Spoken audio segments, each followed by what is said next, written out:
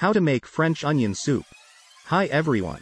Today, I'm going to show you how to make delicious French onion soup. First, you'll need to gather the necessary ingredients. 4 large yellow onions. 4 cloves of garlic. 4 tablespoons of butter. 1/4 cup of all-purpose flour. 8 cups of beef broth. 1/2 teaspoon of thyme.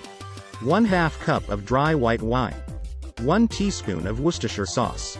Salt and pepper to taste. Now let's get started. Start by peeling and thinly slicing the onions. Heat the butter in a large saucepan over medium heat. Once the butter has melted, add the onions and garlic.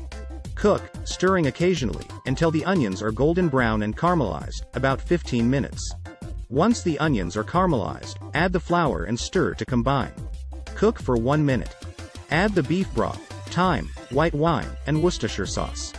Bring to a simmer and cook for 15 minutes. Taste and adjust the seasonings with salt and pepper, if needed. Ladle the soup into bowls and serve with your favorite crusty bread. That's it. Enjoy your homemade French onion soup. Thanks for watching.